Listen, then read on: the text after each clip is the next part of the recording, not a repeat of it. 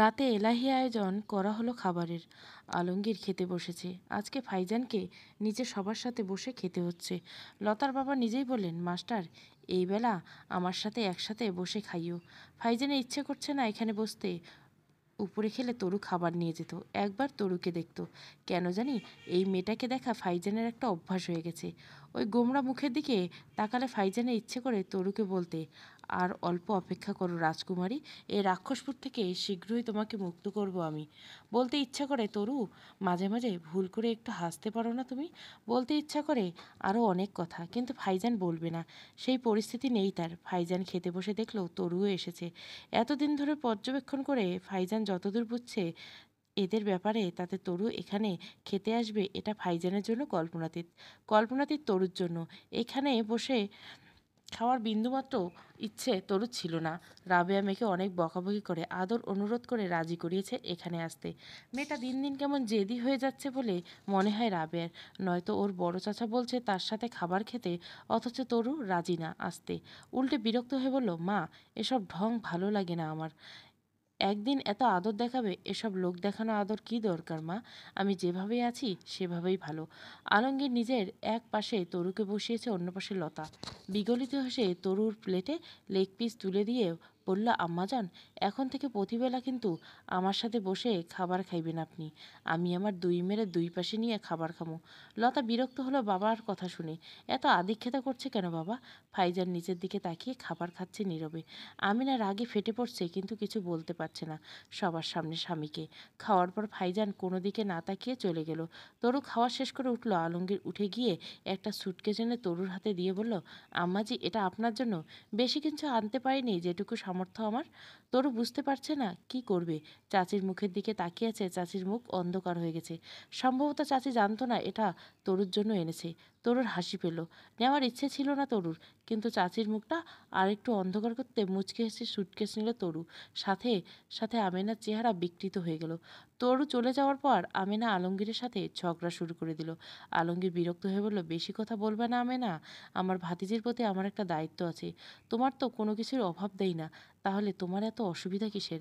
আমি আমার বুদ্ধিতে চলি, তোমার বুদ্ধিতে না। আমেনা রাগ করে চলে গেল।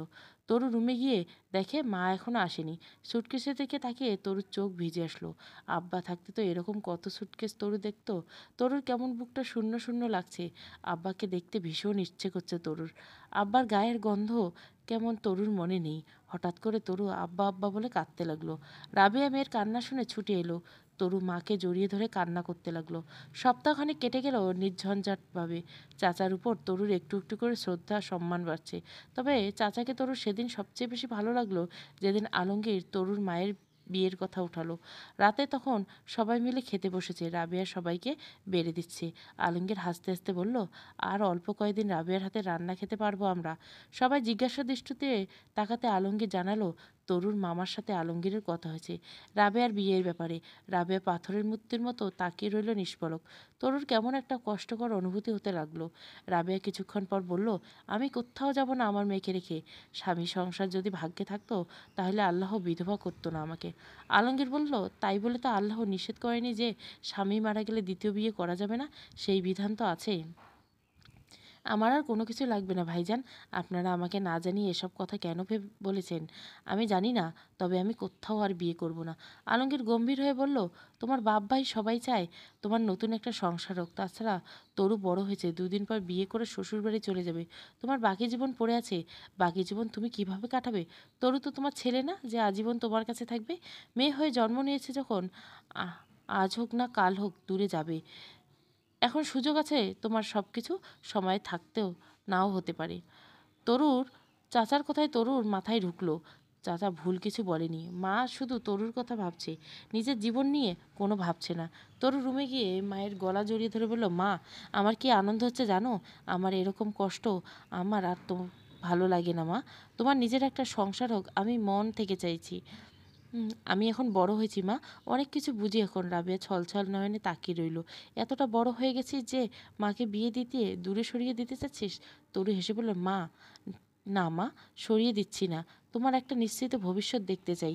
এই কচুরিপানার মতো ভেসে বেড়ানোর জীবন তোমার জন্য না। তুমি রানী হওয়ার জন্য জন্মেছ। এভাবে ভেসে ভেসে আর কত? রাবেয়া তরুর দিকে তাকিয়ে রইল। মেয়েটা কি হুট করে অনেক বড় হয়ে গেল নাকি? এরকম ভারী ভারী কথা বলছো? রাবেয়া মেয়ের দিকে তাকিয়ে বলল, আমি রানী হতে চাই না মা। আমি আমার রাজকন্যার মুখের দিকে তাকিয়ে বাকি জীবন কাটাতে চাই। তা হয় না মা।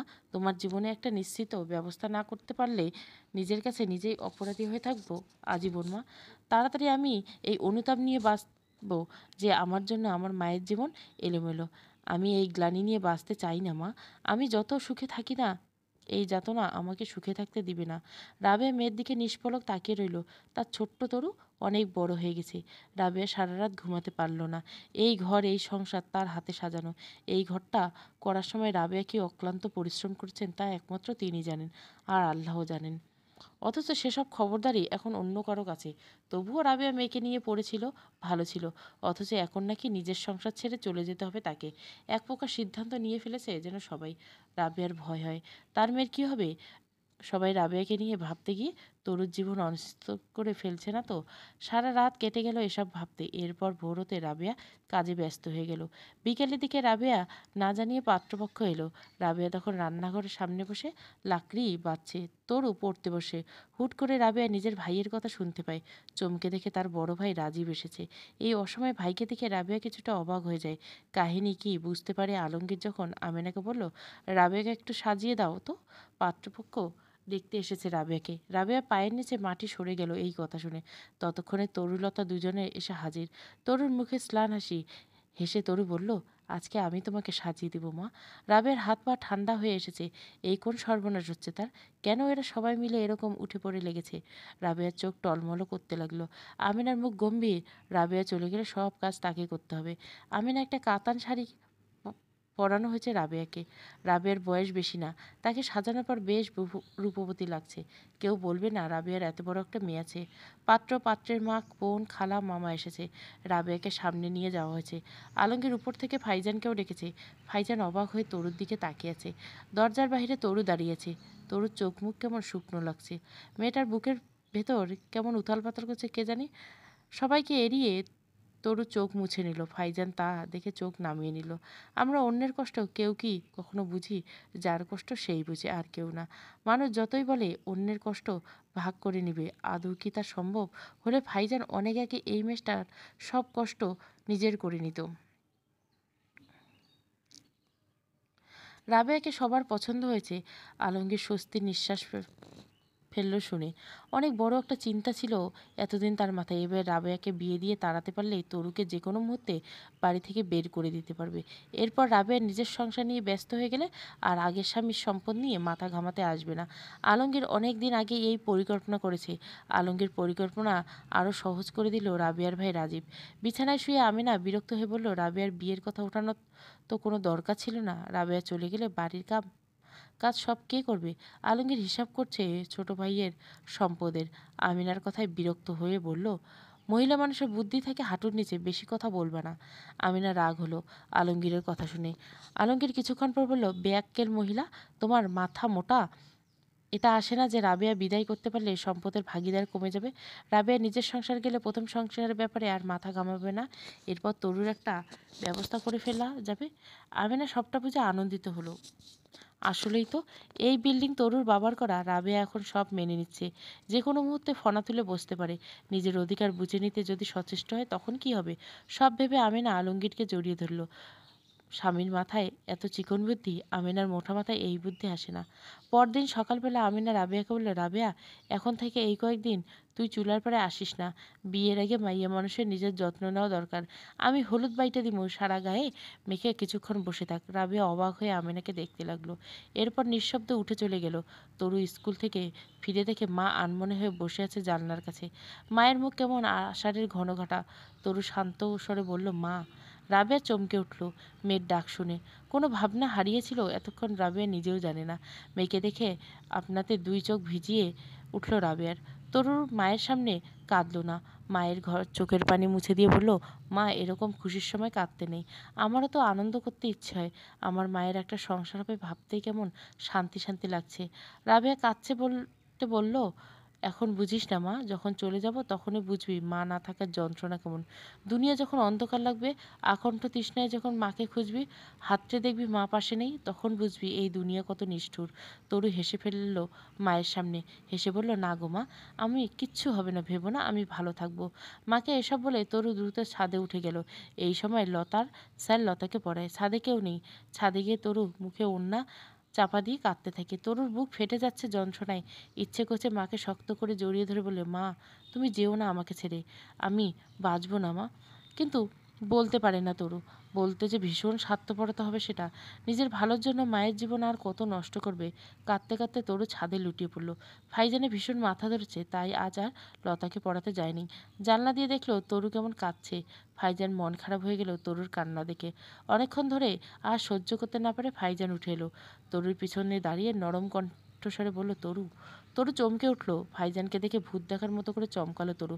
ভাইজান তো লতাকে পড়ানোর কথা। এই সময় কোনো দিক না দিকে তরু দৌড় দিতে লাগলো। ভাইজান আচমকা তরুর হাত চেপে ধরল। ভীষণ ভয় পেয়ে কুঁকড়ে গেল তরু। ভাইজান আজ আর ভয় পেল না। বুকে সাহস নিয়ে বলল, তোমার দুই চোখের জল মুছে দেওয়ার অধিকার দিবে আমাকে তরু? সারা জীবনের জন্য এই অধিকারটা চাই আমি। তরু হাত ছাড়িয়ে নিয়ে বলল, কি যাতা বলছেন এসব আপনি? ভাইজান আর একটু এগিয়ে এসে বলল, আমি যা বলছি সজ্ঞানে সুস্থ মস্তিষ্কে ভেবে বলছি তরু। এই কথাটা তোমাকে অনেক আগের থেকে বলবো ভাবছি। তরু বলল, আপনি জানেন না আপনাকে লতা ভীষণ পছন্দ করে? তাতে আমার কি? আমি তো লতাকে কখনো ওভাবে ভাবেননি যখন, এখন থেকে ভাবুন। আমাকে নিয়ে আর কখনো এসব ভাববেন না, আর কখনো এসব কথা বলবেন না আমাকে। ভাইজানকে আর কিছু বলার সুযোগ না দিয়ে তরু চলে গেল দ্রুত পায়ে। ভাইজান তাকিয়ে রইল তরুর দিকে। তারপর হেসে বলল, একবার যখন বুককে সাহস নিয়ে বলতে পেরেছি তো আর কোনো কিছু পরোয়া ভাইজান করবে না তরু। সারা জীবন বলবো এই কথা তোমাকে আমি। প্রেমে পড়লে নাকি মানুষের অনেক চেঞ্জ হয়, ভীতু সাহসী হয়। আমি ভীতু মানুষ যখন সাহস করে তোমার হাত একবার ধরতে পেরেছি, কারো ক্ষমতা নাই আমাকে তোমার থেকে দূরে সরায়। তরু নিচে গিয়ে হাঁপাতে লাগলো। এই লোকটা তরুর সবসময় মনে হতো কেমন মুখচোরা লাজুক, অথচ কি সাহস এই লোকটার! তরুর হাত চেপে ধরলো। নিজের হাতের দিকে তাকালো তরু। আচমকা হেসে ফেলল। লোকটা যে পাগল পুরোপুরি। হঠাৎ করে তরুর কিশোরী মনটা কেমন খুশি খুশি হয়ে উঠল। লতা সেজেগুজে এসেছে তরুর রুমে। তরুকে আপন মনে হাসতে দেখে লতা বলল, এভাবে হাসছিস কেন? তরু চুপ করে রইল। লতা ফিসফিস করে বলল, তুইও কি কারো প্রেমে পড়ছিস নাকি? তরু একবার ইচ্ছে হলো বলে যে না, আমার প্রেমে একজন পড়েছে, কিন্তু বলল না। কেননা তরু জানে এই কথা শুনলে লতা খুব বাজেভাবে রিয়াক্ট করবে। তার চাইতে বড় কথা হলো, এসব জানলে মা বিয়েতে বেঁকে বসবে। লতা তরুদের রুম থেকে বের হয়ে কিছুক্ষণ সিঁড়ির সামনে ঘুরঘুর করতে লাগলো। একবার ইচ্ছে হলে ছাদে যেতে, কিন্তু সাহস হলো না। লতার আব্বা একটু আগে চেয়ার নিয়ে উঠানে গিয়ে বসেছে। যদি দেখে লতাকে, লতার মন খারাপ হয়ে গেল। ভাইজানের জন্য আজ কত সুন্দর করে সেজেছে, অথচ ভাইজান একবারও দেখতে পেল না। এত কষ্ট বৃথা যাবে লতার। আজ রাবেয়ার বিয়ে। সকাল থেকে আকাশ কালো হয়ে আসছে। তরু বসে আছে রান্নাঘরে, মুরগির চামড়া বাচ্ছে বসে তরু। বলা যায় মায়ের কাছ থেকে পালাতে তরু এখানে বসে আছে। মায়ের দিকে তাকাতে পারছে না তরু। মায়ের অশ্রুবেখা চোখের দিকে তাকালে তরুর বুকটা কাঁপে। মায়ের দিকে তাকালে তরুর ইচ্ছে করে বলে, মা, তুমি যেও না, আমার কাছে থেকো। আমি থাকতে পারবো না তোমাকে ছাড়া। কিন্তু বলা যায় না, কান্না গলায় এসে আটকে যাচ্ছে। মায়ের দিকে তাকানো যাচ্ছে না। রাবেয়া জড়বস্তুর ন্যায় বসে আছে। কোনো আবেগ নেই, অনুভূতি নেই। কেউ রাবেয়ার মতামতের কোনো দাম দেয়নি। মেয়েটা এখনো ছোট, মেয়েটা বুঝতে পারছে না কিছু। বুঝতে পারলে কখনো এই কাজে রাজি হতো না। মেয়েটাকে কিভাবে একা একা, রাবেয়ার কেমন কলিজা ছিঁড়ে যাওয়ার মতো অবস্থা। তরুর বাবা মারা গেছে সেদিন যেমন লেগেছিল, রাবেয়ার আজও তেমন লাগছে।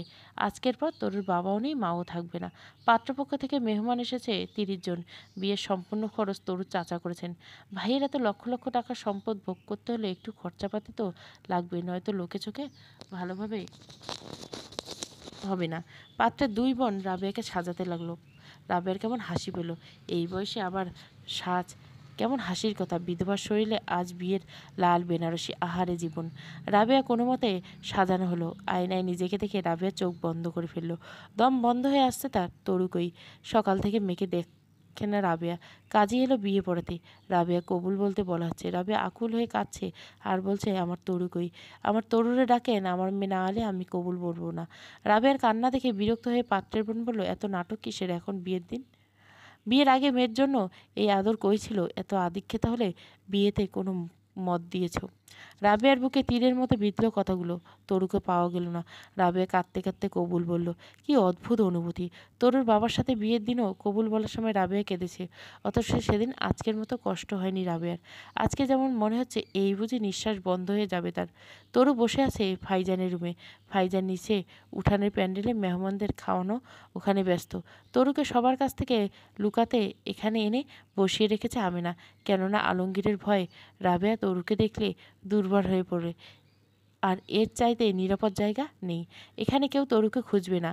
আমিনা তরুকে বলল, তরু, তুই যদি চাস তোর মায়ের বিয়েটা সুন্দর করে হোক, ঝামেলা ছাড়া হোক, তাহলে এখানে বসে থাক কিছুক্ষণ, বের হবি না। তুই ওখানে থাকলে পাত্রপক্ষ নানা রকম কথা বলবে। তোর মায়ের সুখের সংসার সুখের করতে হলে তোকে এখানে লুকিয়ে থাকতে হবে কিছুক্ষণ। তরু চাচির কথা রাজি হয়। আমেনা তরুকে এখানে রেখে বাইরে থেকে তালা লাগিয়ে দিল দরজায়। যাওয়ার সময় বলে গেল, আধ ঘন্টা 1 ঘন্টা পরে এসে দরজা খুলে দেবে। তোর মায়ের কবুল বলা পর্যন্ত তুই আড়ালে থাকিস। রাবেয়া বারবার নিজের ভাই বোনদের বলল, তরুকে ওকে ডাকেন। কেউ অতটা আগ্রহ নিয়ে তরুকে খুঁজল না, বরং সবাই খুশি হলো তরু না থাকায়। তরুকে দেখলে রাবেয়া কান্নাকাটি করে সিনকেট করবে। সবাই চায় সুন্দরভাবে সমাধান হোক। সত্যি সত্যি তরু ছাড়া সব কাজ হয়ে গেল। রাবেয়া শুধু পাগলের মতো তরু তরু করতে লাগলো। তরু অনেকক্ষণ ধরে বসে আছে, কেউ আসছে না। তরু কয়েকবার লতাকে ডাকলো, চাচাকে ডাকলো, কেউ শুনতে পেল না। বিয়েবাড়ির এত চিৎকারের মধ্যে তরু দুর্বল আওয়াজ কারো কানে যায়নি। তরুর কেমন বুকের ভেতর পড়ছে। মাকে দেখতে ভীষণ ইচ্ছা করছে, অথচ পারছে না বের হতে এখান থেকে। মাকে কি আজ তরু একবার দেখতে পারবে না? বিদায়ের সময় রাবেয়া গলা ফাটিয়ে মেয়েকে ডাকলো। ভাইজান অনেকক্ষণ ধরে মনে মনে তরুকে খুঁজছে, কিন্তু দেখছে না। কাউকে জিজ্ঞাসাও করতে পারছে না তরুর কথা। তরু মায়ের কান্না দেখে ভাইজানের বুকটা কেমন খালি খালি লাগতে লাগলো। রাবেয়া পাগলের মতো চিৎকার করছে। ছাদ থেকে তরু চিৎকার করতে কাঁদছে মাকে ডেকে, কিন্তু ভাগ্য ভীষণ নিষ্ঠুরা। আমেনা বলল না তরু কোথায়। সবাই রাবেয়াকে বলল, এরকম করিও না, মেয়েটা হয়তো মন খারাপ দেখে কোথাও নিরিবিলিতে বসে আছে, সব ঠিক হয়ে যাবে। এসব চিন্তা বাদ দিয়ে তুমি নতুন জীবনে চিন্তা করো। তরু কাঁদতে কাঁদতে জ্ঞান হারালো ফিরে। মেহমানেরা সব বিদায় নেওয়ার পর ভাইজান দম ফেলার ফুৎসস পেল। লতার বাবা নিজেই ভাইজানকে সকালায় বিনীতভাবে অনুরোধ করে বলল, বাবা, আমাদের তো কেউ নেই তেমন। তুমি যদি আজকে একটু মেহমানের খাওয়া অন্যান্য সব কিছু দেখাশোনা করতে, বড় উপকার হতো আমাদের। তুমি ছাড়া নিজের লোক তো আর কেউ নেই। ভাইজান তাই সকাল থেকে ব্যস্ত ছিল। বিকালে এসে রুমে ঢুকলো। এই তালাটা আমেনার দেওয়া। একটা চাবি ভাইজানের কাছে, অন্যটা আমেনার কাছে। ভেতরে এসে ভাইজান চমকে ওঠে। তরু মাটিতে লুটিয়ে আছে অজ্ঞান হয়ে। তরু এখানে কেন? ভাইজান বুঝতে পারছে না। টেবিলের উপর থেকে পানি এনে তরুর চোখে ছিটিয়ে দিল ভাইজান। তরুর জ্ঞান ফিরে আসলো। তরুকে তুলে বিছানায় শুইয়ে দিল ভাইজান। হাত পা বরফের মতো ঠান্ডা হয়ে আছে তরুর। সকাল থেকে আকাশ অন্ধকার ছিল। সবাই ভয় ছিল বৃষ্টি যদি আসে। বৃষ্টি এলে বিকেলে মেহমান বিদায় হওয়ার পর। ভাইজান রুমের জানলা বন্ধ ছিল। দরজাটা খুলে রাখলো ভাইজান, কেউ এলে যাতে খারাপ কিছু না ভাবে। সরিষার তেলের বোতল এনে তরুর হাতে পায়ে মাসাজ করলো ভাইজান। কিছুক্ষণ পর তরুর যখন জ্ঞান ফিরল, তখন চারিদিকে অন্ধকার, বিদ্যুৎ নেই। তরু অন্ধকারে লাফিয়ে উঠে বসলো। ভাইজানের চেয়ারে বসা ছিল। মোবাইলের ফ্ল্যাশ অন করতে তরু ঘাবড়ে গেল ভাইজানকে দেখে। পর মুহূর্তে জিজ্ঞাসা করলো, আমার মা কই? ভাইজানের বুকটা ভারী হয়ে গেল এই প্রশ্ন শুনে। তরুর মা তরুকে পাগলের মতো খুঁজছে, অথচ মা মেয়ে কেউ কাউকে দেখলো না। তরু বিছানা থেকে লাফিয়ে নেমে বের হতে সেই মুহূর্তে ভাইজান বলল, আন্টি নেই। তরু, নিয়ে গেছে ওনাকে। তরুর হাত পা কেমন জমে গেল। সেখানেই ধপাস করে বসে পড়ল তরু। নিঃশ্বাস বন্ধ হওয়ার যন্ত্রণা বুকে চেপে বলল, মা নেই। ভাইজান এগিয়ে এসে তরুর হাত ধরে বসে পড়ল ফ্লোরে। তারপর নরম স্বরে বলল, নিজেকে সামলাও তরু। তোমার নিজেই অভিভাবক হতে হবে। তুমি সাহসী মেয়ে তরু, এভাবে ভেঙে পড়ো না। তরুর 2 চোখ দিয়ে শ্রাবণের ধারা বইতে লাগলো। নিজেকে কেমন পাগল পাগল লাগছে তরুর। মা নেই, মা চলে গেছে। এই বিশ্ব সংসারে তরুর আর কেউ নেই আজ থেকে। তরুর বাবা নেই, মা নেই। তরু এতিম। ফুবিয়ে কেঁদে উঠল তরু। ভাইজান কোনো কিছু পরোয়া না করে তরুর মাথা নিজের কাঁধে টেনে নিয়ে বলল, ভেঙে পড়ো না তরু। কে বলেছে তোমার কেউ নেই? তোমার মা আছেন, তোমার আমি আছি। তুমি চাও না তরু? তরু, তুমি আমার। তুমি সবসময় তোমার পাশে আছি। ভয় পেও না তরু, মনে সাহস রেখো। তুমি নিজের চেয়েও আন্টির জীবনটা সুন্দর হোক। তোমার এই চোখের পানি দেখলে কি আন্টি ভালো থাকবেন? তুমি তো সাহসী তরু। সাহসী মেয়েরা সবসময় বুকে সাহস রেখে। তরু উঠে দাঁড়িয়েছে বসা থেকে। ভাইজান তরুর হাত চেপে ধরেছে। তরু আলগোভাবে হাত ছাড়িয়ে নিল। নরম সুরে বলল, আমার অন্য কাউকে ভাবতে হবে না, আপনারও ভাবতে হবে না। আমি তো ভাবতেই চাচ্ছি না তরু। তোমার সব ভাবনা আমার করে নিতে চাচ্ছি। তাও করতে হবে না, আমি এভাবেই ভালো আছি। আমি তো ভালো নেই তরু। মনে করো আমি নিজে ভালো থাকার জন্য না হয় তোমার কে আমার করে চাইছি। তুমি ফিরিয়ে দিলেও আমি তোমাকে চাইব। তরু মলিন হেসে বলল, করুণা দেখাচ্ছেন কেন এত? আমার বাবা নেই, মা নেই বলে আমি কারো করুণা হতে চাই না। তুমি না চাইতেও পারো, তুমি শক্ত মনের মানুষ। আমি তো শক্ত মনের মানুষ নই তরু। তুমি না হয় আমাকে একটু করুণা করো, করুণা করে হলেও একটু আমার হও তরু। ভাইজান তরুর খুব কাছে এসে দাঁড়ালো। তরুর হাতটা নিজের বুকের বাঁ পাশে রেখে বলল, একটু করুণা করো তরু, করুণা করেই হলেও ভালোবাসো। তরু জবাব দিতে পারলো না, তবে আর দাঁড়ালো না সেখানে। নেমে গেল নিচে। বাড়িতে কেউ নেই, লোকজন তেমন একটা। তরুর মামার খামারওয়ালারা কেউ নেই। আশেপাশে বাড়ির দুই একজন মানুষ আসে। তরুকে দেখে একজন জিজ্ঞাসা করলো, কই ছিলি তুই? তোর মা তোরে এত খুঁজছে, কই গিয়ে লুকাইছিলি? তরু জবাব দিল না। কারো কথার জবাব দেওয়া বা কিছু বলার মানসিকতা শক্তি নেই তরুর। হাত পা সব কেমন অসাড় হয়েছে, মাথার ভেতর ধপধপ করছে। সারাদিন না খাওয়া তরুর পেট মোচড় দিচ্ছে, অথচ বিষের মতো লাগছে সব কিছু। চাচিকে দেখলেও পাশের বাড়ির দুইজন মহিলার সাথে হাসাহাসি করছে। বৃষ্টিতে এরা আটকে গেছে, বৃষ্টি কমলে সবাই বাড়ি যাবে। এখন সবাই ঘোষ গল্প। তরু তীক্ষ্ণ দৃষ্টিতে তাকিয়ে রইল আমিনার দিকে। মনে মনে বলল, এই পৃথিবীর সবচেয়ে নিকৃষ্ট মানুষ আপনি চাচি। আপনাকে আমি কখনো ক্ষমা করব না। তারপর নিজের রুমে চলে গেল। ফাইজান বসে বসে তরুকে নিয়ে ভাবছে। কিছুক্ষণ পর আলমগীর এসে ফাইজানকে ডাকলো খেতে যাওয়ার জন্য। ফাইজান নিচে এসে দেখে সবাই আছে, তরু ছাড়া। তরুকে না দেখে ফাইজানের বুকের ভেতর কেমন খালি খালি লাগতে শুরু করলো। লজ্জা ত্যাগ করে বলল, তরু খেতে আসেনি? আমিনা বিরক্ত হয়ে বলল, আর বলিও না, সব নাটকবাজ। মায়ের বিয়ে দেওয়া নেওয়ার জন্য কত লাফালাফি করছে এই মেয়ে, এখন সব নাটক দেখাচ্ছে। দরজা বন্ধ করে বসে আছে, খেতে ডাকছে লতা, ও খাবে না। কত বড় বেয়াদব মেয়ে চিন্তা করো। নিজেই গিয়ে তোমার রুমে লুকিয়ে বসেছিল, এখন আবার নাটক করতেছে। ভাইজান বলল, ভাবনার বিষয় হলো ও নিজে গিয়ে লুকায় গিয়ে তাহলে ওরে বাইরে থেকে তালা দিল কে চাচি? যে ওরে তালা দিচ্ছে সে তো জানতো ও ভিতরে, তাহলে সে কেন তালা খুলে দিল না? আন্টি এত কান্না করছিল ও মেয়ের জন্য, কোনো মানুষের পক্ষে সম্ভব না এই কান্না অগ্রাহ্য করার। আমিনার এক নজর আলমগীরের দিকে তাকালো। আলমগীর হেসে বিগলিত হয়ে বলল, কে জানে বাবা, ও হয়তো ওর মামা খালা কাউরে দিয়ে এই কাজ করেছে। ফাইজান খেতে খেতে বলল, কিন্তু আমার রুমের চাবি তো আমার আর চাচি ছাড়া কারো কাছে নেই। আমিনার মুখ কালো হয়ে গেল, মুখ ভোতা করে বলল, আমার চাবিটা তো খুঁজেই পাই না সকাল থেকে, হয়তো তরু চুরি করে নিয়ে গেছে কোনো ফাঁকে। ফাইজান আর কথা বাড়ল না, তবে এরা ভীষণ মিথ্যেবাদী আর স্বার্থপর তা বুঝে গেছে। বিছানায় পিঠ দিতে ফাইজান মনে পড়ল, তরু তো সকাল থেকে এখানে ছিল, তাহলে তো সারাদিন কিছু খায়নি। ঘড়ির রাত তখন 10:30। ফাইজান আশেপাশে কয়েকটা রেস্টুরেন্টে কল দিয়ে খাবার হোম ডেলিভারি দেওয়ার জন্য। প্রায় সব রেস্টুরেন্টের সার্ভিস ততক্ষণে ক্লোজ হয়ে গেছে। ফাইজান কল দিয়ে যাচ্ছে। বাইরে বৃষ্টি দেখে কেউ হোম ডেলিভারি দিতে আসতে চাইছে না। অগত্যা ফাইজান নিজে বের হলো। ঝড় জল মাথায় নিয়ে বের হলো তরুর জন্য খাবারের ব্যবস্থা করতে। ফাইজান খাবার নিয়ে ফিরল তখন রাত প্রায় 12টা বেজে গেছে। বৃষ্টিতে কাকভেজা হয়ে ফাইজান এসেছে। তরু জানলা খুলে অন্ধকারে তাকিয়ে আছে বাইরের দিকে। হুট করে জানলায় ফাইজানের মুখ দেখে ভয়ে চমকে উঠল তরু। তরু এলোমেলো ভাবনার মধ্যে নিয়ে ফাইজান এসে হাজির হওয়া ভয় পেল। এছাড়া ফাইজান ওই মুহূর্তে ওখানে কেন? ভিজে জবজবে হয়ে ফাইজান বলল, এই প্যাকেটটা নাও তরু, রাতে কিছু খাওনি তুমি, সারাদিন না খাওয়া। না খেয়ে থাকলে সকালে বিছানা থেকে ওঠার শক্তি পাবে না। এখন আন্টি নেই, কেউ তোমাকে ডেকে খাওয়াবে না। তরু বলল, আপনাকে কে বলেছে আমাকে এভাবে এখানে আসতে? তাহলে কিভাবে তোমার সাথে কথা বলতাম বলো? দরজা তো তুমি খুলতে না। তুমি না খেয়ে থাকলে ব্যাপারটা আমার সহ্য হতো না, অপরাধবোধে ভুগতাম। তরু বিষণ্ণ হয়ে বলল, তাহলে অপরাধবোধ থেকে মুক্তি পেতে আমাকে খাওয়াতে চেয়েছেন? না তরু, ভালোবাসি বলে তোমার না খেয়ে থাকা আমাকে কষ্ট দেয়। ভালোবাসা না থাকলে তো অপরাধবোধের প্রশ্ন আসতো না। ভালোবাসা না থাকলে কি এত রাতে বের হয়ে যেতাম এই বৃষ্টির মধ্যে? তুমি আমাকে ভালোবাসতে হবে না, তবে আমি তোমাকে ভীষণ ভালোবাসি, এইটুকু তোমাকে আমি 1000বার বলবো। তরু কিছু বলল না। ফাইজান জানলা দিয়ে বিরিয়ানি প্যাকেটটা দিয়ে বলল, খেয়ে নিও তরু, তোমাকে নিজের জন্য ভালো থাকতে হবে। ফাইজান চলে যাওয়ার পর তরু উঠে গিয়ে খাবারের প্যাকেটটা নিল। বিরিয়ানি হালকা গরম আছে এখানে, ভালো করে পলিথিন দিয়ে মুড়ে রাখা। আচমকা তরু দুই চোখ ভিজে এলো। এতক্ষণ টের পেলে তার ভীষণ খিদে পেয়েছে। আস্তে আস্তে খেয়ে নিল তরু। খেতে খেতে চোখে পানি মুছতে লাগলো। মা কি এখন কি করছে কে জানে? মা নিশ্চয় তরুর জন্য কলিজা জ্বলে যাচ্ছে।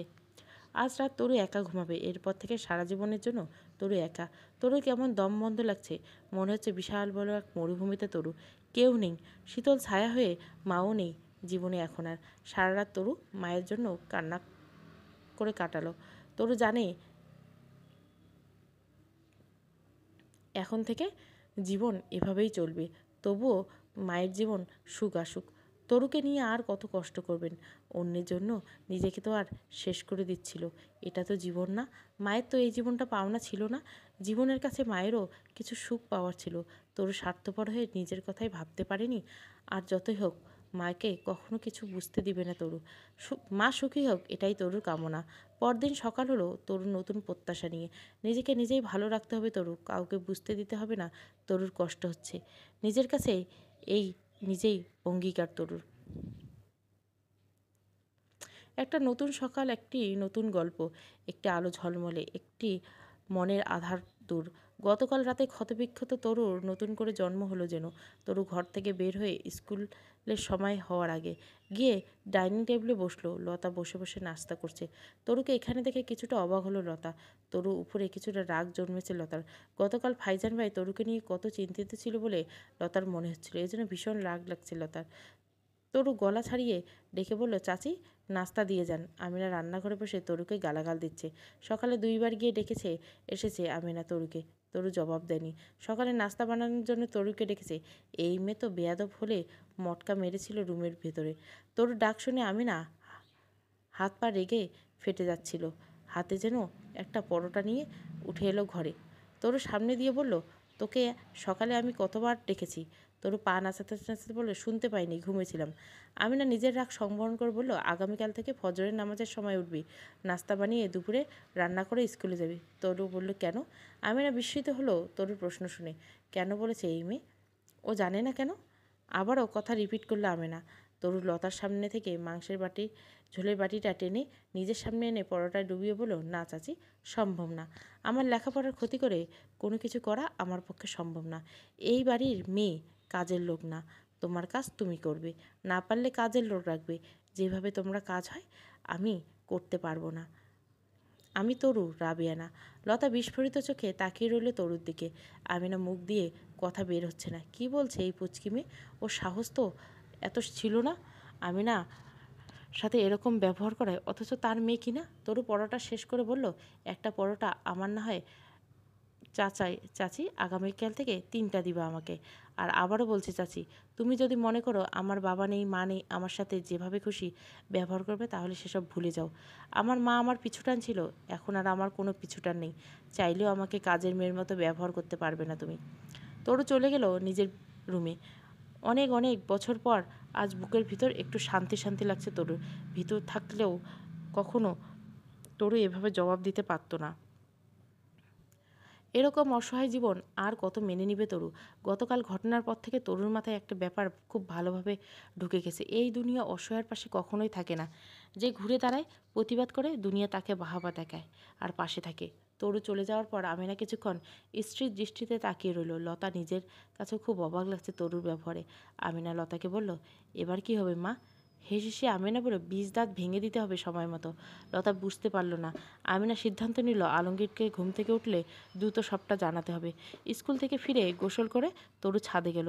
ফাইজান বের হবে লতাকে পড়ানে যাওয়ার জন্য। তরু নিজেই ফাইজানের রুমে গেল। হুট করে তরুকে দেখে ফাইজান ভীষণ অবাক হয়ে গেল। তরু এসেছে, দেহের প্রতিটা রক্তকণায় মিছিল শুরু হলো যেন তরুকে দেখে। কি সুন্দর শান্তি দিঘির মতো একটা মুখ, দেখলেই মনের সব চিন্তা ভাবনা যেন কর্পূরের মতো উড়ে যায়। ভালো লাগায় মনটা ভরে যায়।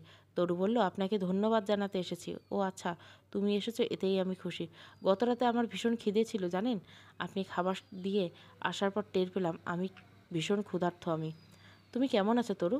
তোমাকে আজকে অন্যরকম লাগছে। কেমন লাগছে? আমি তো ভালোই আছি। তরু, মানুষ খুব বেশি যন্ত্রণায় থাকে, কিন্তু কাউকে বুঝতে দিতে চায় না তার কষ্ট তখন এভাবেই করে। তোমার কথাবার্তা আজ খুব চঞ্চল মনে হচ্ছে, যেন তুমি আসলেও তুমি নেই, অন্য কেউ হওয়ার ভান করছো। সবার সামনে নিজেকে আনন্দিত, কেয়ারলেস, নির্বিঘ্ন প্রমাণ করতে চাইছো, কিন্তু পুরোটাই তোমার ভান। মনের দিক থেকে তুমি খুব মুষড়ে আছো। তরু চেয়ার টেনে বসলো, বিষণ্ণ হয়ে বলল, আমি কাজল পড়েছি দেখুন। আমি খুব কষ্টে থাকলে চোখে কাজল পড়ি। কী করবো বলুন? আমি আসলে খুব কষ্টে আছি বললে ভুল হবে। কষ্ট সাগরে হাবুডুবু করছি। মনে হচ্ছে বৃথা একটা জীবন আমার। আমার তো একটা সুন্দর ফ্যামিলি হতো, অথচ আমার জীবন হলো সবচেয়ে বেশি স্বর্ণ ছাড়া। ভাইজান তরুর সামনে হাঁটু গেড়ে বসলো। তরুকে একটা হাত টেনে নিজের 2 হাতের মধ্যে নিয়ে বলল, তরু, আমাকে কি একটু বিশ্বাস করা যায় না? বিশ্বাস করো, আমার বাবা মা ভাই বোন সবাই মিলে জয়েন্ট ফ্যামিলি। আমি তোমাকে ভীষণ ভালো রাখবো। এই চোখের জলে মুছে যেতে দিব না কখনো, এই প্রতিজ্ঞা করলাম। তরুর বুকের ভেতর কেঁপে উঠল। ষোড়শী বুকে কাঁপন ভাইজান টের পেল। কেউ কোনো কথা বলল না। তরুর চোখ থেকে 2 ফোঁটা জল গড়িয়ে পড়ল। ভাইজানের হাতে সেই বিষণ্ণ বিকেলে তরু এক অচেনা অনুভূতি হলো। মনে হলো তরু আর একা নাই, কেউ একজন তো তার পাশে আছে, যার কাছে তরু ভীষণ স্পেশাল। এক রাশ ভালো লাগা নিয়ে তরু নেমে এলো। পড়ার টেবিলে বসে অপেক্ষা করছে লতা, এখনও ভাইজান আসবে। লতা নীল রঙের একটা 3 পিস পরছে, আজকে খুব হালকাভাবে সেজেছে। মনটা খুঁতখুত করছে। একটু একটু ফাউন্ডেশন দিলে ভালো হতো মনে হয়। একবার ভাবলো উঠে গিয়ে দিয়ে আসবো, কিন্তু তার আগে ভাইজান এলো। লতার বুকের ভেতর একটা সুখের পাখি ডেকে উঠল। ভাইজানকে আজকে ভীষণ প্রাণচঞ্চল্য হয়ে কথা বলছে। কেমন যেন সব কিছুতে তার ভীষণ ভালো লাগছে আজকে। মনে হচ্ছে সে যেন কোনো সুখের সাগরে ভাসছে। লতা বলল, আপনাকে ভীষণ খুশি খুশি মনে হচ্ছে। আজ আমি সবচেয়ে বেশি খুশি। আজ যা পেয়েছি এই পৃথিবীতে কেউ তা পায়নি। আজ যে আমার জন্য, যে আজীবনের জন্য আমার মনে বাধা পড়ে গেছে। হিমালয় জয় করতে চাইতে কঠিন বন্ধুর পাহাড় আজ আমি জয় করতে পেরেছি।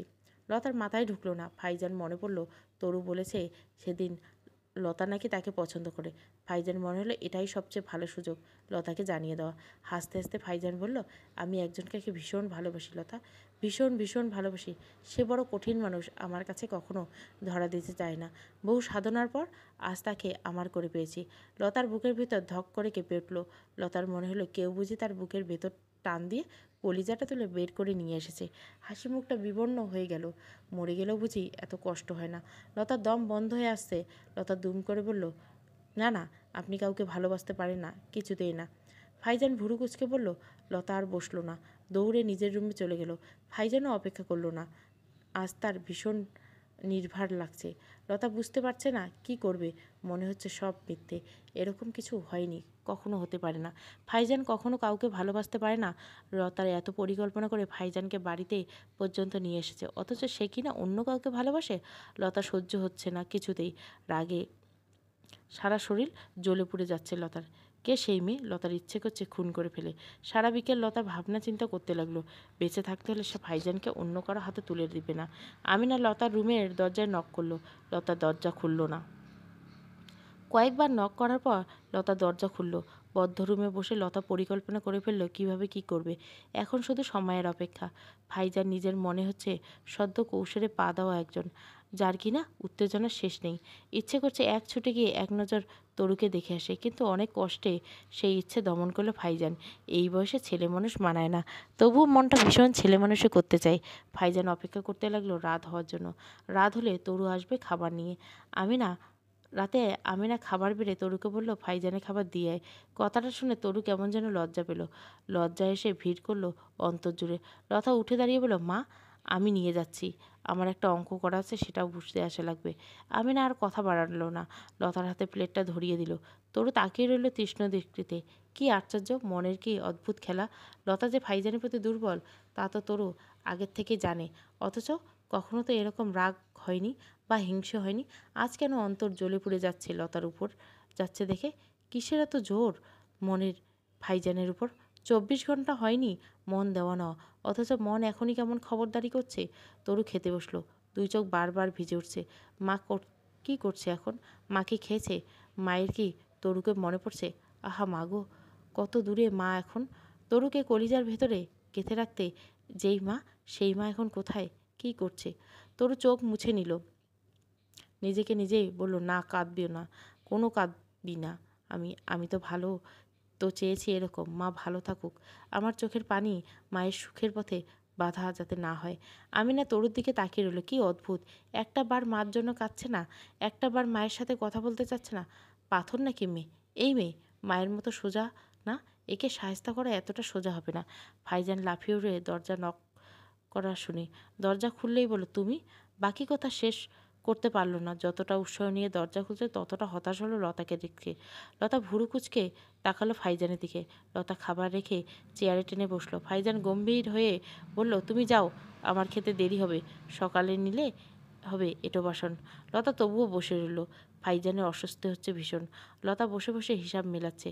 লেখাপড়ার মাথা যদিও কিছুটা খারাপ, কিন্তু কুটবুদ্ধিতে কম না। লতার মন বলছে ভাইজান তরুকে ভালোবাসে, নয়তো যেমন হাসি মুখে দরজা খুললো লতাকে দেখে সেই হাসি মিলিয়ে গেল কেন।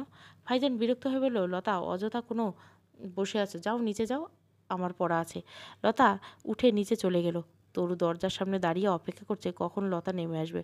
অনেকক্ষণ পর লতাকে আসতে দেখে কে জানে কোনো তরু ভীষণ রাগ হলো। ইচ্ছে করছে গিয়ে দুটো দেয় দুই গেলে, কিন্তু নিজেকে সামলে তরু। লতা তরুকে দেখে হেসে বলল, জানিস তরু, আজকে আমি ভীষণ খুশি। তরু কিছু বলল না, কিছু জানতেও চাইল না। লতা নিজের থেকে বলল, ভাইজান স্যারকে নিয়ে দেখতে থাকা স্বপ্ন আমার সত্যি হতে আর বেশি দেরি নেই। তরুর মুখটা গম্ভীর হয়ে গেল মুহূর্তে। কিছু না বলে তরু নিজের রুমে ঢুকলো। লতার কথাও যদি তরুর বিশ্বাস হচ্ছে না, তবুও মনটা কেমন খচখচ করতে লাগলো। বেয়াদব লতা ভালোবাসার ঘরে আগুন লাগাতে চাইছে নিশ্চয়। তরু ফিক করে হেসে ফেলল নিজে নিজে। মনে মনে বলল, আমাকে এতটা গাধা ভাবিস না লতা, তোর চালাকি আমি বুঝি। রাতে তরু ঘুম ভেঙে গেল হঠাৎ। কেমন অস্থির লাগছে তরুর, বুক ভেঙে কান্না আসছে। কে জানে কেন নিজেকে ভীষণ নিঃস্ব মনে হচ্ছে। বিছানায় উঠে বসলো তরু, তারপর নেমে গিয়ে রুমের লাইটটা অন করলো। লাইট অন করতে নজরে এলো দরজার সামনে একটা পার্পেল কালারের খাম। তরু খামটা খুললো, ভেতরে একটা চিঠি, ভাইজানের চিঠি। চিঠিতে লেখা, ভালোবাসি তরু, তোমাকে ভীষণ ভালোবাসি। মাঝরাতে এই ছোট্ট চিঠিটা তরুর মনটা ভালো করে দিল। যেই মন খারাপ নিয়ে তরু ঘুম থেকে উঠছে, ঘুমাতে গেলে তার চাইতে হাজার গুণ আনন্দ নিয়ে। না, ব্যাং ডাকছে অনেক ধরে। রাবেয়া বসে আছে শাশুড়ির মেয়ে। রাবেয়ার শাশুড়ি সালেহা বেগম রাবেয়াকে শুকনো সুপারি দিয়ে বলল, বউ একদম চিকন চিকন কইরা কুচি করবা। আমি এবার একেবারে চিকন সুপারি না খাইলে খাইতে পারি না। আমার খাটের তলায় বস্তা শুকনা সুপারি আছে। প্রত্যেকদিন আমার পানদানে এই কৌটায় এক কৌটা সুপারি রাইখা দিবা, বুঝলা? আর জানি বলা না লাগে। রাবেয়া মাথা নাড়ল। সালেহা বেগম রাবেয়াকে কিছুক্ষণ পর্যবেক্ষণ করলো, তারপর বলল, আমার ছেলের লগে কোনো কিছু নিয়ে ঘ্যান ঘ্যান করবা না। আগের পক্ষের বাচ্চার লগে কোনো সময় হিংসা রেষারেষি করবা না। ওগো জানি কোনো অযত্ন না হয়। আর একটা কথা, আমার পোলা কইলেও তোমার আগের ঘরের মাইয়ারে এই বাড়িতে আনবা না। এটা হোটেল না, এতিমখানাও না, বুঝেছ? রাবেয়ার চোখ ভিজে উঠল মুহূর্তে। কি বলেছে উনি? তরু আসবে না এখানে? কিন্তু রাবেয়ার ভাই তো বলেছে এরা তরুকে এখানে থাকতে দিবে। সালেহা বেগম বললেন, মুখরে এরকম ভোতা কইরে রাখবা, হাসি খুশি থাকবা সর্বক্ষণ। আর শুনো, কথায় কথায় আমার পোলারে নিয়া দরজায় খিল দিবা না।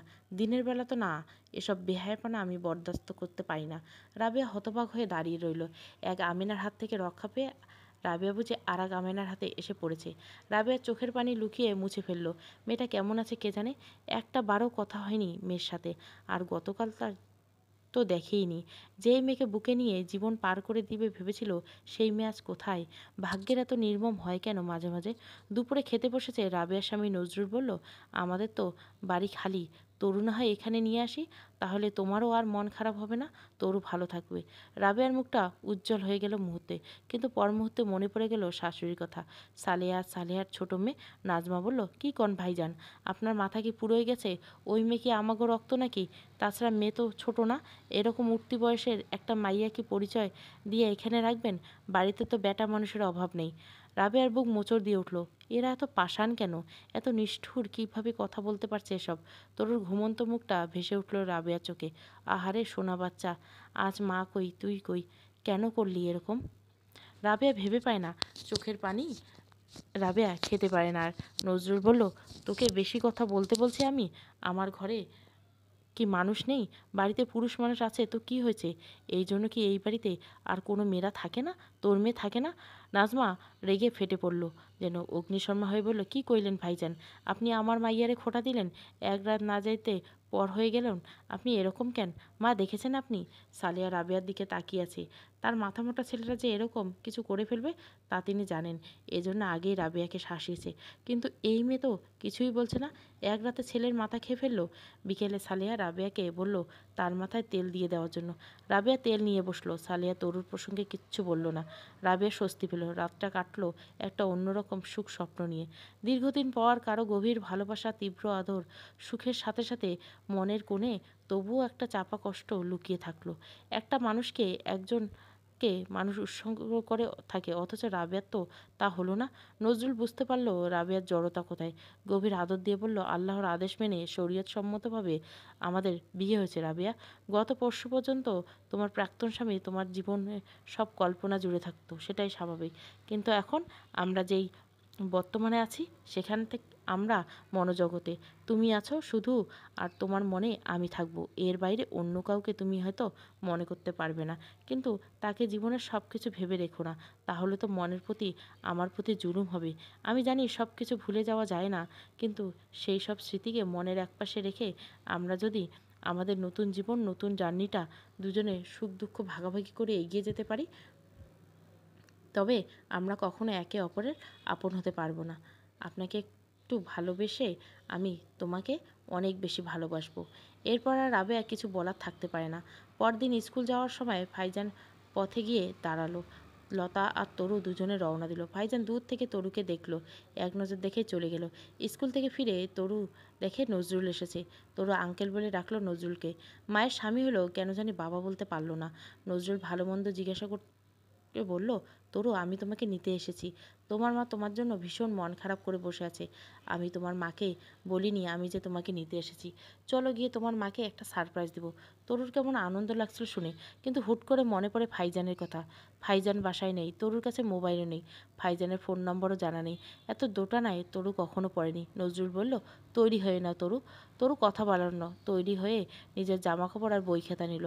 ভালোবাসার জোর থাকলেও তরুর বিরহে ভাইজান ভালোবাসা আরও বাড়বে। রাবেয়া আজও সালেহার চুলে তেল দিচ্ছে। তরু আস্তে করে পেছনে দাঁড়িয়ে বলল, মা। রাবেয়া পেছনে তাকিয়ে চমকে উঠল। তরু এসেছে। রাবেয়ার পুরো দুনিয়া খুশিতে ভরে উঠল। মা মেয়ের মিলন দেখে নজরুলের মনটা ভরে গেল, বিষয়ে গেল সালেহার মন। এই জন্যই ছেলেতে বিয়েতে তেমন একটা আগ্রহ ছিল না সালেহার। ইচ্ছে ছিল ছোট্ট মেয়েটাকে নিজের কাছে রেখে দিবে, ছেলেকে আর বিয়ে করাবেন না। পরের বাড়ির মেয়ে এসে সংসার দখল করবে, সংসারের রাজত্ব করবে, এটা সালেহার ভালো লাগে না। এর চাইতে নিজের ছোটো মেয়ে নাজমা এখানে থাকবে, রান্না বান্না করবে, এটাই ভালো ছিল। কিন্তু ছেলে কেন জানি না হঠাৎ করে বিয়ে করার সিদ্ধান্ত নিল। সালেহা থু শব্দ করে একদলা থুতু নিক্ষেপ করলো। বেটা মানুষ মরার আগের দিনও বিয়ে করতে চায়, এটাই চরম সত্যি। রাবেয়া তরুকে বলল, ওনাকে সালাম করো, উনি তোর দাদি। তরু কখনো দাদা দাদি পায়নি। সালেহার সালাম করতে সালেহার মুখ ভোঁতা করে সেখান থেকে চলে গেল। নজরুলের ভীষণ খারাপ লাগলো। মা কেন এরকম, নজরুল বুঝতে পারছে না। মা বুঝতে পারছে না নজরুল একজন সুস্থ স্বাভাবিক মানুষ, তার এখনও জীবনে আর একটা বাকি। আর জীবনসঙ্গী ছাড়া নজরুল চলতে পারতো না। একজন জীবনসঙ্গী শুধু বেড পার্টনার তো না, লাইফ পার্টনারও। শুধু সে রাতের বেলায় দরকার তো না। একজন জীবনসঙ্গী থাকা মানে একটা নির্ভরশীল থাকা, একটা স্বস্তির নিঃশ্বাস নেওয়া মানুষ থাকা, অন্ধকারের আলো জ্বেলে দেওয়া মানুষ থাকা। অথচ মা কিছুতেই বুঝতে চায় না। নজরুল বলল, রাবু তরুকে খেতে দাও, ও সম্ভবত এখনও খাবার খায়নি। স্কুল থেকে ফিরতেই তো আমি নিয়ে এলাম। পথে কিছু খেতে চাইলো না। রাবেয়া তরুকে নিয়ে ডাইনিং রুমে গেল।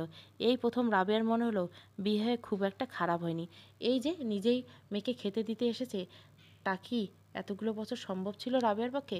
আমিনার দিকে তাকিয়ে থাকা লাগতো, অথচ এখন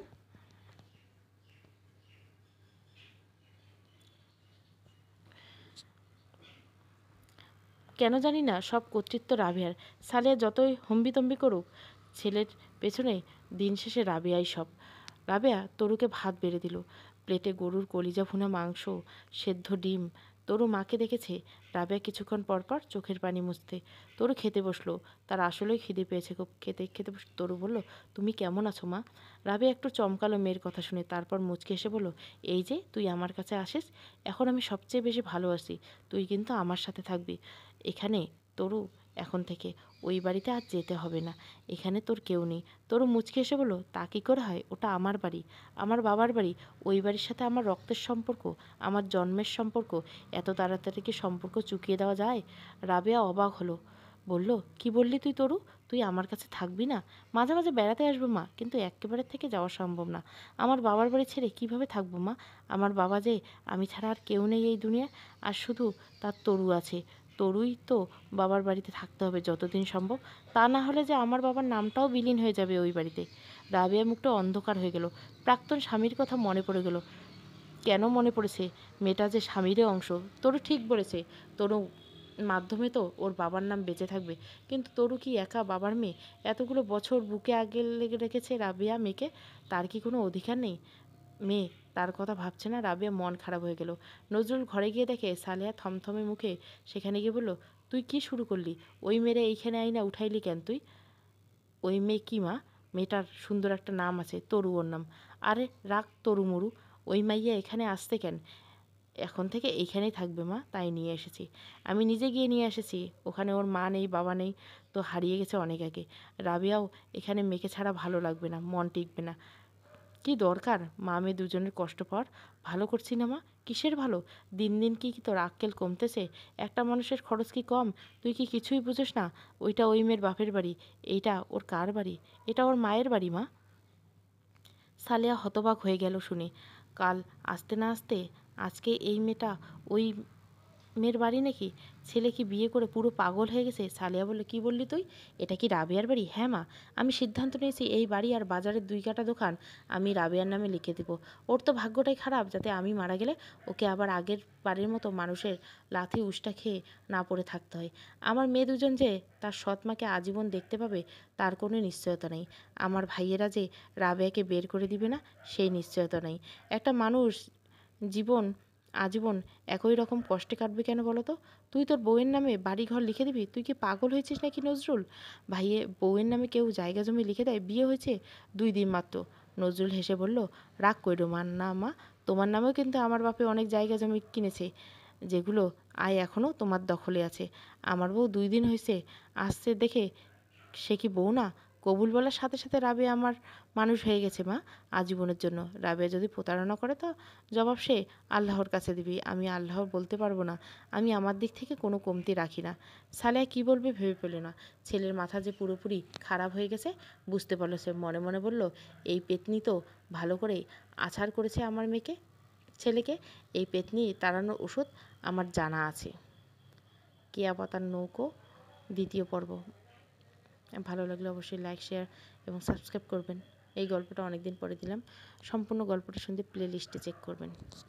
কেয়া পাতার নৌকো বলে সার্চ করবেন, আমার প্লে লিস্টে পেয়ে যাবেন। Thank you for watching.